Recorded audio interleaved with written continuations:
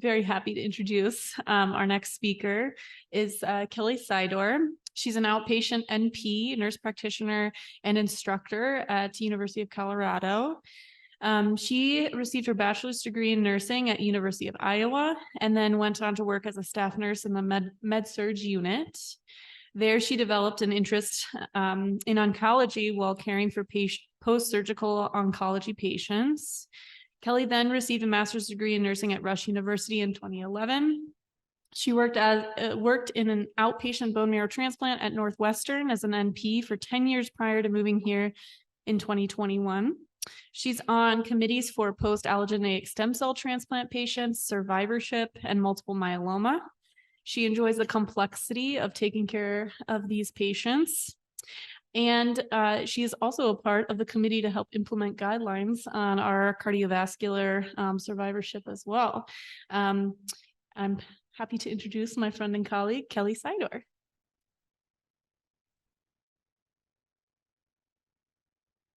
Thank you for the warm introduction, Sarah. As Sarah just mentioned, my passion that I've grown to love over time is multiple myeloma. And why would you say multiple myeloma? Most people kind of look at multiple myeloma like, why would you be interested in that? That's kind of like, I'd say, the black sheep of oncology. People are scared of it. When I first started out in 2011, I sort of was thrown into seeing these patients over and over and over, and started to pick up clinical pearls over time. But even on orientation, when I was a brand new APP, you know, the APPs I worked with, they're like, we're not even going to explain it to you. It's too complicated. I'm like, great. Okay. So I'll start seeing these patients and ask a lot of questions. So with that being said, another thing about multiple myeloma I want to highlight before I even start is that it's just like a weird disease. It's just weird. A lot of times people don't pick up on it in the community. It's very near and dear to my heart because my uncle was diagnosed with multiple myeloma about 5 years ago. Very strange case, but when I go through the pathophysiology, it'll make a little more sense why my first inclination was that he had multiple myeloma. He had a stroke on Easter, and I went to the ICU. He was on pressors, all these things. And then within 1 day, he developed, they did a chest x-ray for an infection, and they found he had a lytic lesion in his ribs. My inclination right away was this is multiple myeloma. But he was in a, hospital in the suburbs of Chicago. The physicians didn't know what was going on. Basically, it took a while for them to come up with the diagnosis. I, however, right away, with my experience, figured out because of the lesion and the ischemic stroke, he was probably hypercoagulable, was my thought process, from all those immunoglobulins in his blood and from all the plasma cells leading to the stroke. And then, of course, the lytic lesion, which I'll go into later, was my first inclination that he definitely has multiple myeloma. That being said, my objectives, we're going to describe the plasma cell in the immune system, the pathophys of multiple myeloma, and what we know about it. The diagnostic criteria for multiple myeloma, what we're picking up more and more with the community, with MGUS and smoldering, and then discuss current and new treatments. So I have no disclosures. So incidence of myeloma, oh, I don't know what just happened there.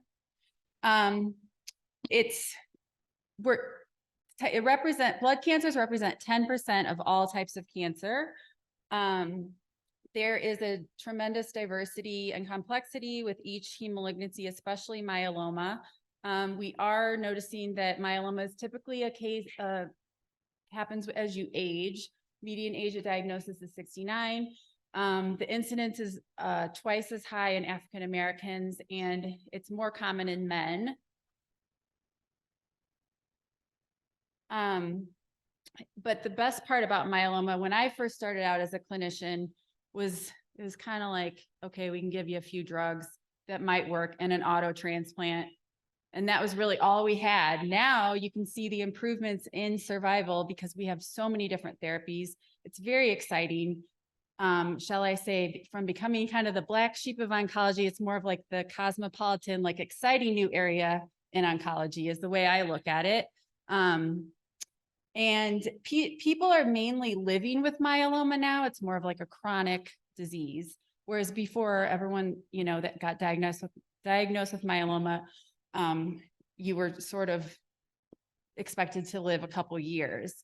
So most people pass away from comorbidities with this disease, and it's viewed as more of a chronic health issue in my experience. So what I wanted to show here is compare the, obviously I'm not good with technology. So basically myeloma, I want you to understand, is a heterogeneous mature B-cell malignancy. And it's an overproduction of these clonal plasma cells that you have in your bone marrow.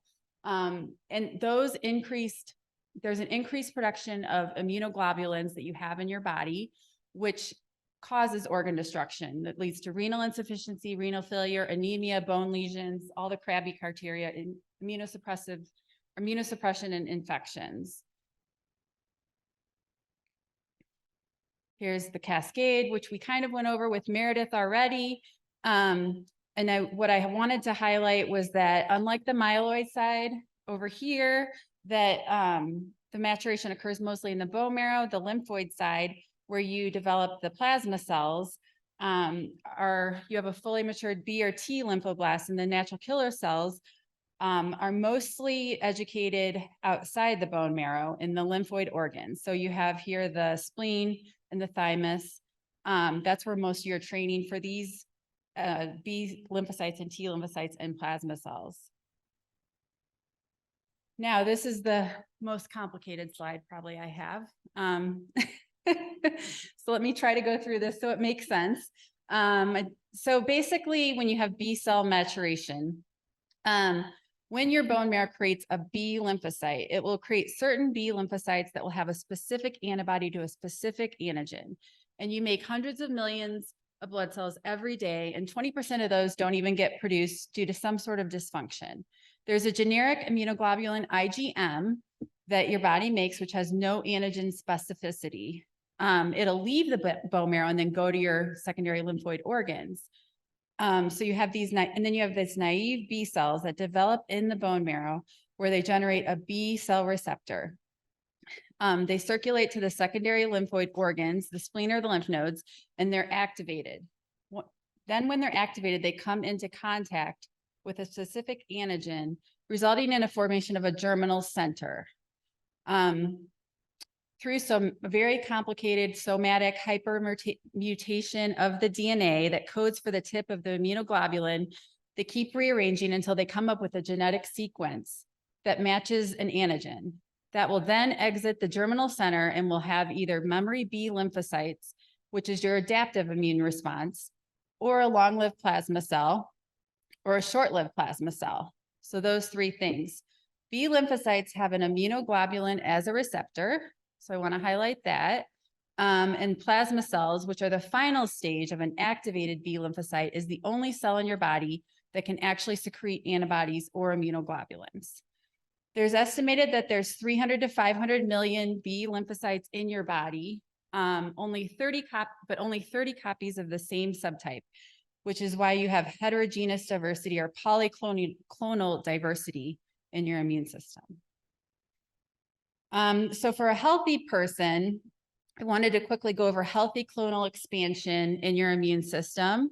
So say you're exposed to chickenpox, which is a virus. You have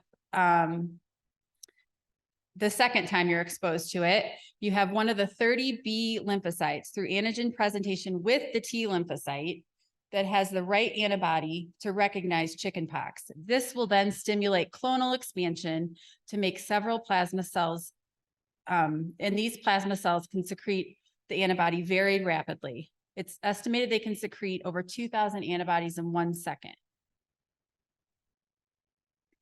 That's it. And then how antibodies work. So antibodies just basically tag a foreign invader in your immune system. And basically all these things up here are different ways that your body gets rid of that antibody and eradicates the infection. And so it basically allows other parts of your immune system to recognize that it's an antigen in your body. So if you don't have a properly working antibody, as in plasma cells, as in immunoglobulins, you'll have monoclonal cells that, let me start over. So basically antibodies tag a foreign invader for removal and allows other parts of the immune system to recognize and see the antigen infection via complement or phagocytosis, which is all up here. Without healthy polyclonal diversity or immunoglobulin, you won't detect a lot of viruses.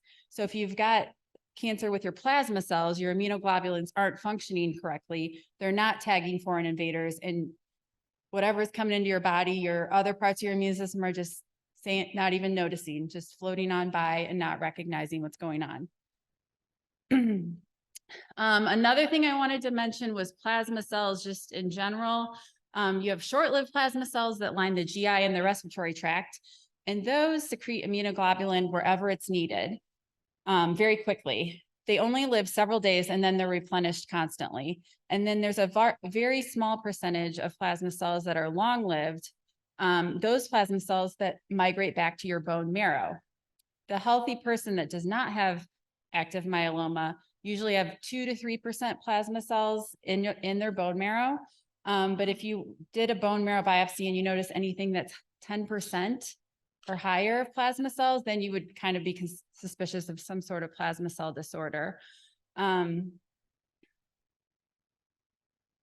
And then this is just a general cartoon to just show exactly the pathogenesis of multiple myeloma. So how do we get myeloma? Well, most people think it starts as MGUS, which I'll go into shortly, which is a monoclonal gammopathy of unknown clinical significance. But we do know that it's typically a multi-step process that starts there. And it's usually an overaccumulation of the same type of plasma cell, which you can see right here, abnormal plasma cells, which overpopulate. So instead, as I said in the last slide, instead of 2 to 5%, it's about 10% or more. And they're secreting all these immunoglobulins that aren't working properly. Now, this is a very important slide about the microenvironment of your bone marrow. So we do know that myeloma cells typically migrate back to your bone marrow in most cases. The bone marrow microenvironment is a huge area for the myeloma cell to grow.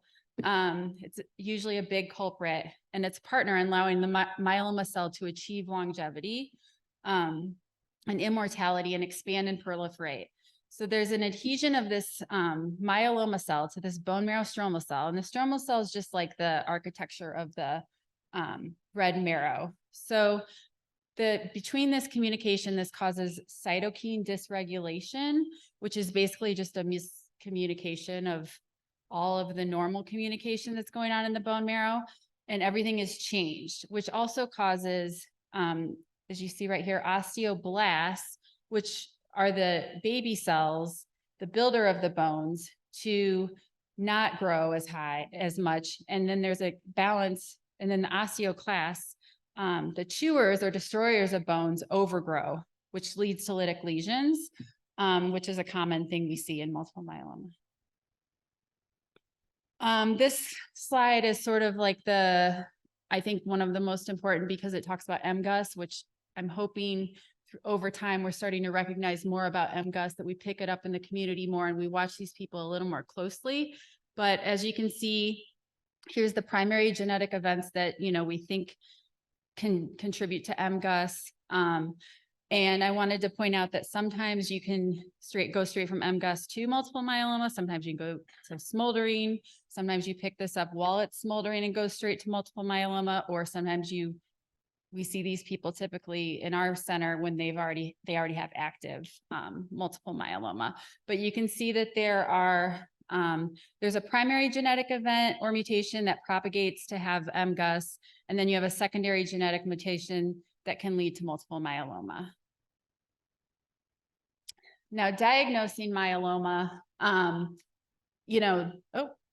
this always used to kind of scare me as a brand new nurse practitioner, and it's changed through the years how we diagnose myeloma. But one thing that's really important is greater than 10% of monoclonal, doesn't say this on the slide, but monoclonal plasma cells in your bone marrow, or a biopsy has a proven bony lesion or plasmacytoma. And then you need to either have the SLIM criteria or the CRAB criteria. The SLIM criteria are kind of newer as a part of our diagnosing tool. And so the CRAB criteria, Glenn already kind of, and Meredith already went over. You've got the high calcium, the renal problems, this stuff we all know, and the bone issues and the anemia.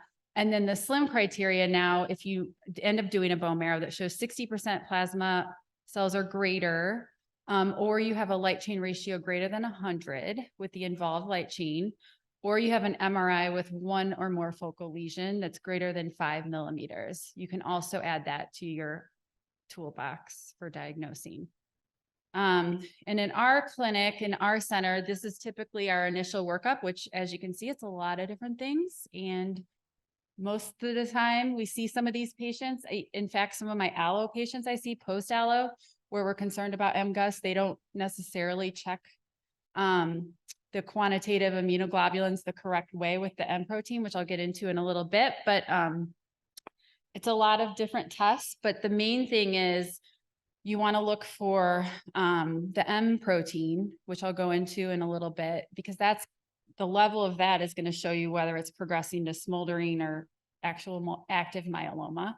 And then another big highlight is the skeletal survey. A lot of centers will just do a skeletal survey, but it typically takes 30 to 50% of your bone loss for it to pick up that you have a lytic lesion, which is why it's preferable that you do a PET or a whole body MRI to pick up those lytic lesions if someone's complaining of bone pain. Very important. So how do we put this all together when we get a patient that is referred to you with MGUS or smoldering? So I found this fascinating listening to a talk by one of our physicians in our myeloma program in Grand Rounds about the iStop trial in Iceland. And it's basically ongoing. It's a study that's all people over the age of 40. They're testing every person in the community that will enroll for MGUS. And what's fascinating to me is they're finding out that, and they're checking the SPEP and the serum light chains that are being screened. They're finding that 1 in 200 people in the average population have MGUS over 40. And whether this means to be seen, do we just screen everyone? I know it's an expensive test, but it's kind of amazing that we're finding out this just in the average community. So you can see through this slide that the big thing is for me, that helps make it simple for me is the M protein. Because as a new practitioner, I know I'd always be nervous when someone had an M protein of 2 grams per deciliter. But if they have no myeloma criteria, they have no crabby criteria, they have no bone pain, they have no renal insufficiency, they have no other concerns up here for active, then you know that they have a 1% risk of progression per year. So it's good to try to educate your patients, that these are the things to look for. But I have a few patients right now post-allo that have an I call it M spike, M protein of less than 1, so 100 milligrams, and we're monitoring their labs once a year. I've even run it by the attendings that work in the myeloma program here. And then smoldering, is a little bit more of an active disease. One way I like to kind of explain this back to my uncle that I talked about earlier was he told me, for 5 or 6 years, I kept having headaches and I kept having night sweats. And he's like, I kept telling my doctor about it. And he kept saying, he's like, I just told him I thought I had male menopause. And I said, there's no such thing as male menopause that I don't know. I don't know a lot about, but I don't think that's a thing. So back to the H&P, if someone's reporting night sweats or something that is concerning for cancer, you probably are starting to think, I suspect he had smoldering myeloma at that point that nobody was picking up with his regular labs, which to me, that's how I would put it together. So The case we all know we love case studies. I'm going to talk about a patient after I get through a few of these slides that has a similar situation. So I also want to highlight immunoglobulin and free light chains. Antibodies are glycoproteins consisting of two types of polypeptide chains with attached carbohydrates. You have a heavy chain and a light chain. And the average healthy person has a light chain. And the light chains have an important role. They form part of the antigen binding site on the antibody molecules. Normally, plasma cells produce an excess of light chains compared to heavy chains. A small amount of these light chains will not become incorporated into intact immunoglobulins.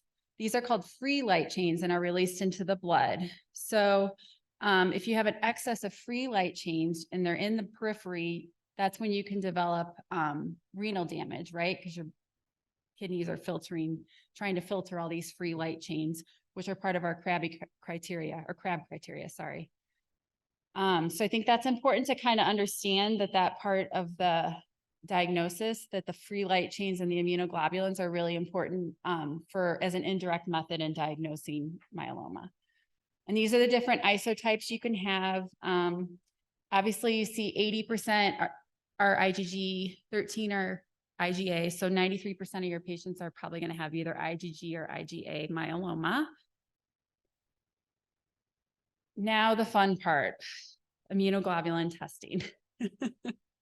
I don't know, to me now, this doesn't seem that complicated, but when I was a brand new nurse practitioner, I was like, wait, what? There's all these proteins floating in your blood. So you start out with the immunoglobulins quantitative, and this is a pretty easy test. You usually can get this back in a day or two in an outpatient setting, but they don't really differentiate between healthy or malignant cells. So all of us have immunoglobulins floating around in our blood.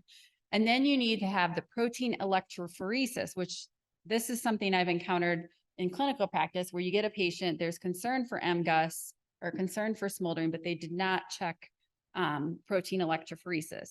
So protein electrophoresis, you've got the serum electrophoresis, serum protein electrophoresis, SPEP, or the urine protein electrophoresis. And you check for this monoclonal protein.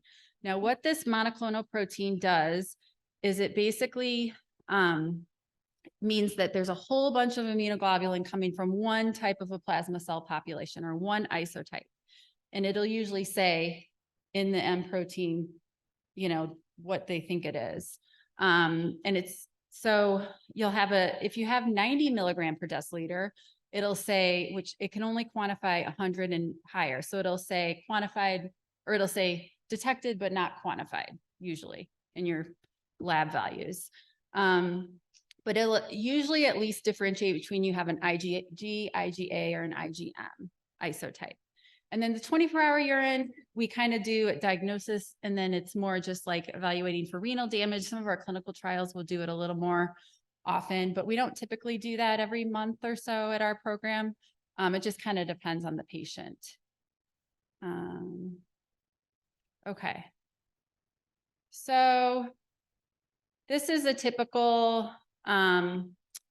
just kind of an interpretation. I want you to look at this and see where you see, well, first of all, when you get your lab values, every reference range is going to be different center to center. But if you were just to look at this, you would notice that the IgG is elevated and the kappa light chains are elevated based on the reference range, right? And another thing I want to point out is your M protein or your M spike. So your IgG is the elevated one you see in this value, and the kappa. So they probably have, and their M protein is greater than 3. So what do you think they probably have? If you were to just guess what type of myeloma they have, just based on these labs. Good. Good job, Carrie. But another thing I thought Angie actually did a fabulous job explaining last year was that the M protein, so the M protein is measuring the monoclonal protein that's not functioning properly, right? So if you were to subtract 4.7 grams or 4,700 milligrams, subtract from 4,860, you only have 160 left. That's actually your functioning immunoglobulins. So even though this patient looks like they have plenty of immunoglobulins floating around, like they're not hypogammaglobulinemic, they actually kind of are, because functionally their immunoglobulins are not working properly because they're all monoclonal protein, majority of them, 4,700 milligrams. And then I have a case study. So this patient came in with a 7-year-old with a lot of comorbidities, diabetes, hypertension, osteoarthritis, pain in the back, hips, and knees. We did an IgG SPEP and it showed 1.7 gram. But because she was having all this pain at our center, we decided to repeat those labs and they kind of showed basically 1.5. So we're thinking MGUS smoldering, but let's do some additional testing to confirm. So then we did a skeletal survey, which showed no bony lesions. And we also did a PET, which showed no active myeloma. But then, which I should have, oh, and then we also did a bone marrow, sorry, which only showed 6.5% plasma cells, which based on what I kind of showed already, what do you suspect this patient has, if you were to guess? Given that they have no active lesions, their bone marrow's only got 6.5%, their M protein's less than 3.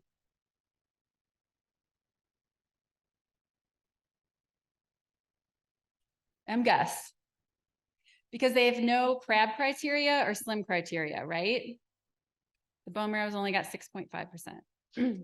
So I just wanted to highlight the confusing labs because I feel like it helps me put it in perspective. But if I were to look at this without any knowledge of myeloma, I would definitely be concerned, right? I'd be like, oh my gosh. But now that I know a lot about MGUS and active myeloma, I don't freak out as much. But you can see the M proteins kind of slowly trending up. The levels are slowly trending up. And what I should have put on this slide, which I did not, is her hemoglobin was slowly trending down. So with that all being said, the decision was made to, even though her M protein was not at 3, the decision was made to repeat a bone marrow biopsy, which revealed that she had 60% plasma cells. And then on top of that, we did a PET, which showed she did have some lytic lesions. So it's kind of a decision that the physician and the patient or the nurse practitioner or PA can make together with the patient, because we were just monitoring her labs like every 3 months and kind of monitoring how she was doing. But as you can see, like the M spike slowly trending up and the IgG is slowly trending up. And then the other thing I wanted to talk about was minimal residual disease. One thing that's very exciting in myeloma, we're now seeing MRD negative patients. And so when you do this bone marrow biopsy, the tumor markers in your blood, the indirect way I just showed you, they only can detect above this first line on the right side. So they don't give as good of a picture as a bone marrow biopsy. A bone marrow biopsy is going to give you a better idea of if they're MRD positive or MRD negative. If there's one, let me see if I get this right, 1 in a million, they would be MRD positive. If there's 1 in 2 million, they'd be considered MRD negative, which is very exciting that we're even talking about that with myeloma. And then also, as you can see, the more durable remissions are usually the people that are MRD negative. The longer you have disease control is usually with those MRD negative patients. The higher risk patients, that don't go into remission, you have a decreased time to progression.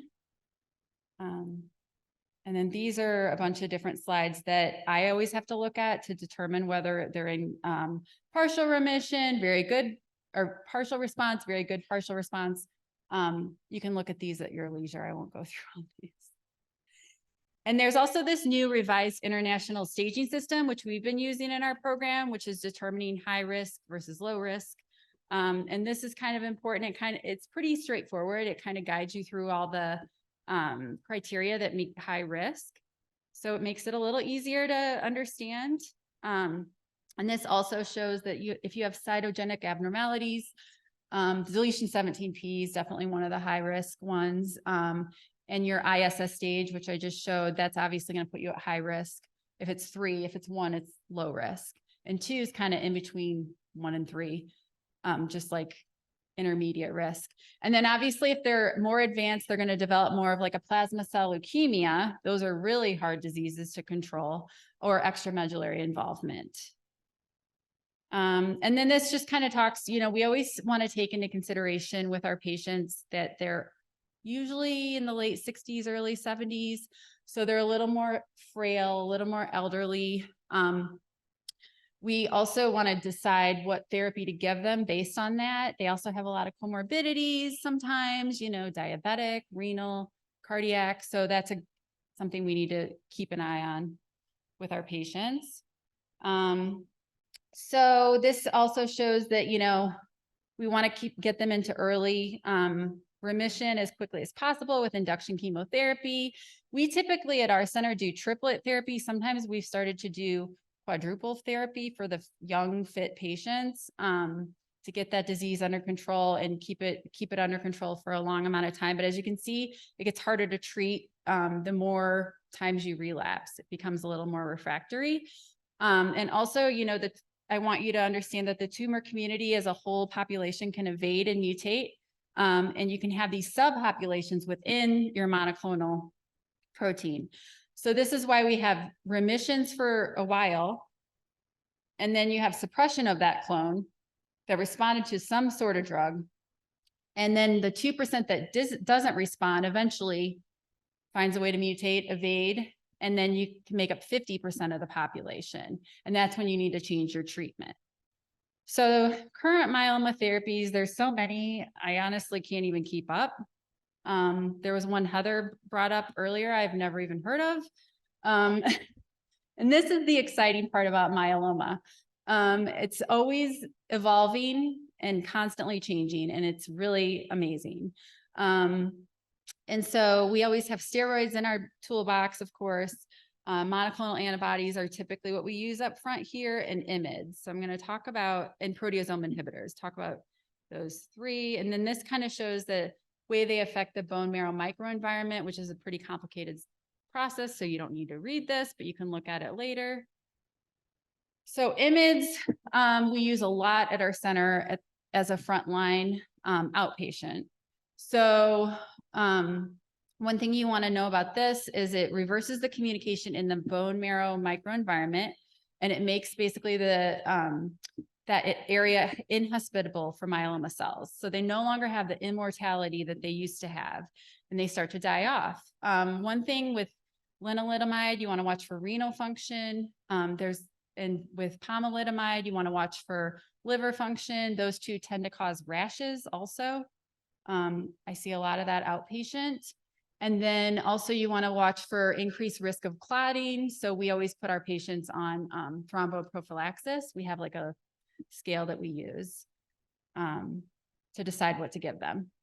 And then proteosome inhibitors, those are also one we use a lot. I remember these being pretty exciting when they first came out back in 2012. Carfilzomib, basically what they do is they are present in your cytoplasm in all your cells, and they help clean up the degradation of smaller protein molecules within your cells. So if you block this, they cannot clean up the cell. So the toxicities build up and the cell basically dies.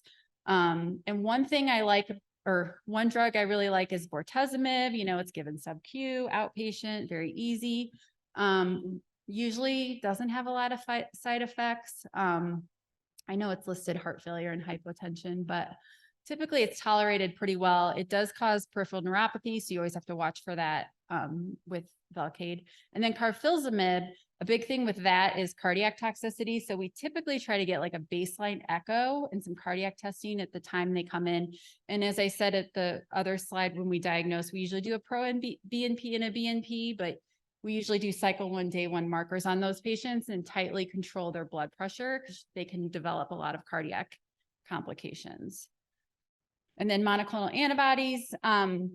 So we have a lot of experience with this outpatient where I work. And it basically recognizes specific proteins on the myeloma cells, and it's more targeted therapy. Daratumumab, one thing I wanted you to take away from this is that sometimes you will see on the M protein on your labs that it'll show a faint IgG kappa is detected. And that could just be from the construct of the drug. Daratumumab is made with IgG kappa, and I sometimes will forget that. And then I'm like, oh yeah, you're right. It's made of IgG kappa. That's probably why it's showing up on the blood. So that's important to know.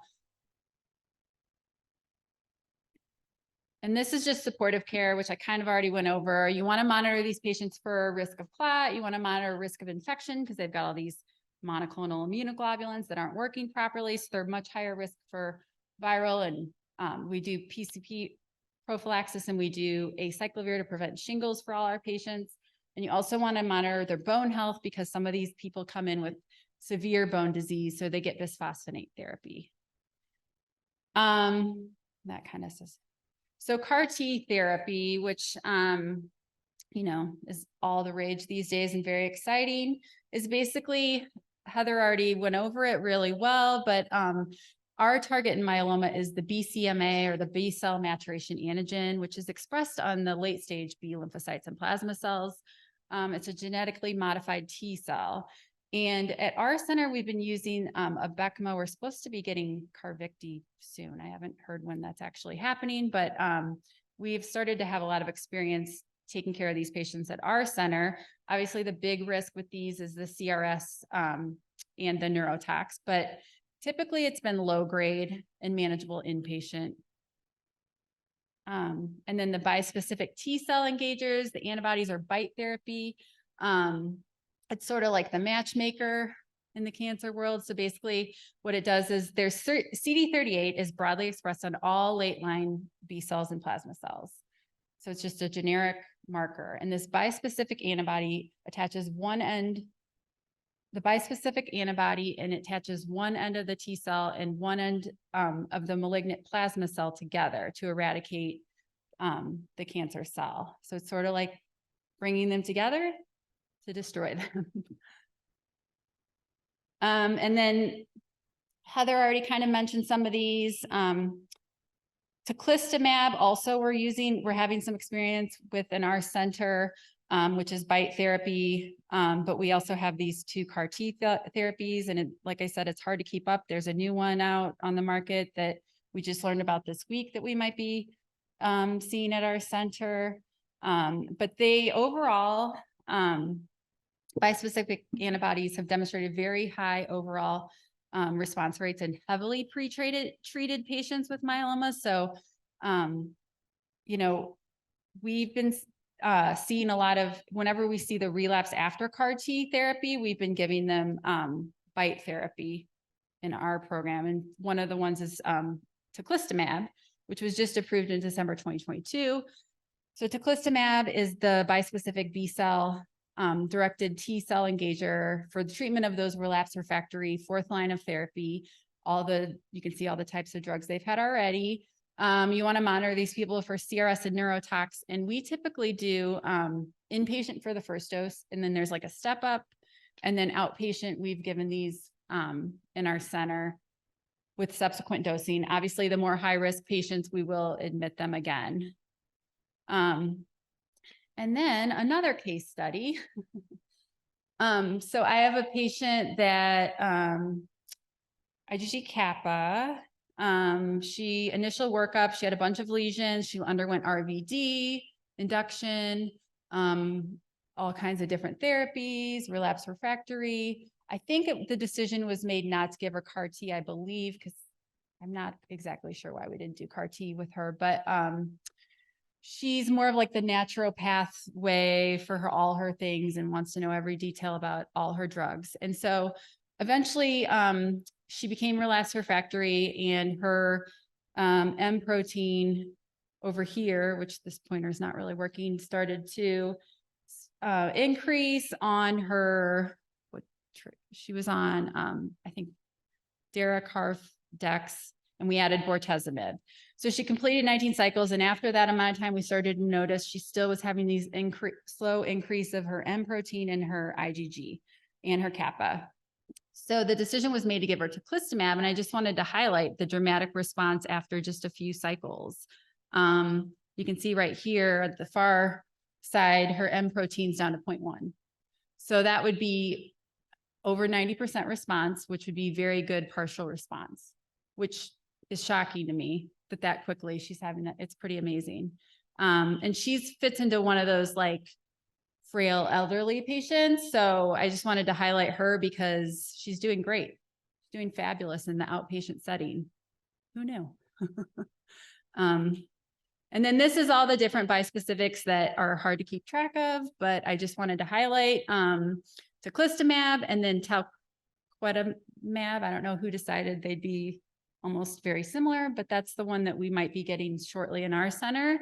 So that's BiTE therapy. It's also given sub-Q.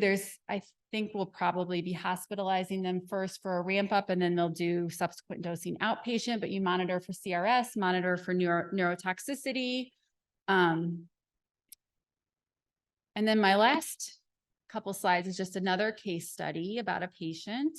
And this to me highlights kind of how amazing the treatment has gone with myeloma. So we have this patient, she's 53-year-old IgA kappa, high risk, as you can see, RISS3, her fish have the translocation 414, deletion 17p, diagnosed in June 2022.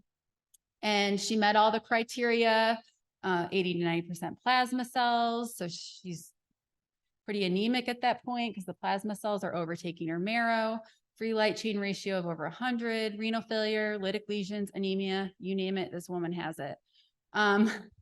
So she went into the hospital, she received Cytor-D and then was transitioned to Dara-RVD. And we dose reduced the Rev or the lenalidomide because she was on dialysis. And then she had dramatic improvements in her renal function. Eventually she was off dialysis, which I think that's also very exciting with these patients. Sometimes you think, how are they going to get off dialysis? Come on, there's no way. And then they do. And it's pretty remarkable and amazing to see. So she initially had a good response, and then she had all these different treatments, and then she developed extensive disease in her skull. So then we decided we should proceed with CAR T as a fourth line of therapy, and did some radiation prior to that. So I think the person that admitted her the day before, I'm like, she's got progressive disease everywhere. She's got extensive plasmacytomas. I forget what her light chains and her IgA was. I'm like, this is just not good, not a good picture. On top of that, if you see, she had a mediastinal shift due to pleural effusions, thoracentesis. I mean, she was not a fit patient. So she received a BECMA in June, and her response a month later is absolutely remarkable. Technically, I'll show you on the next slide some of her markers, but her bone marrow is technically MRD positive, but it's 0 to 3 clonal cells per million nucleated cells. And she, we see her outpatient week to week or bi-weekly, and we're like, oh, she's doing fantastic. Wow, this is amazing.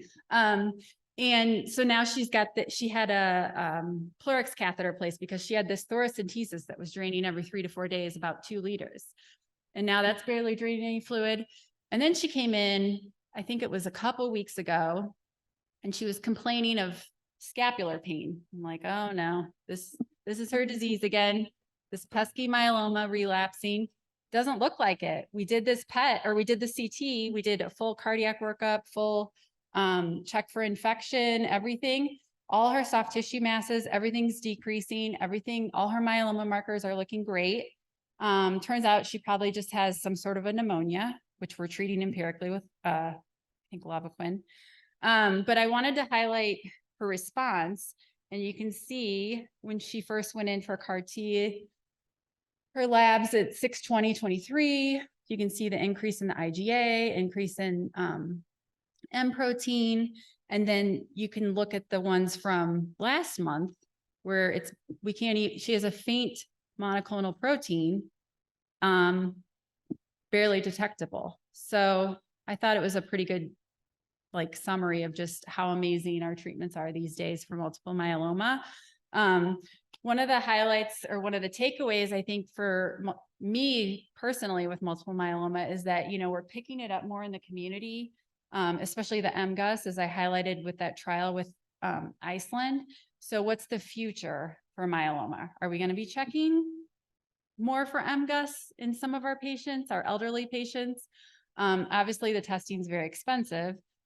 And then what are we going to do as a frontline therapy? Is CAR T going to become our frontline therapy? Is BiTE therapy going to become our frontline therapy? So there's a lot of things in motion right now, and it's a pretty exciting field to be in. So does anyone have any questions?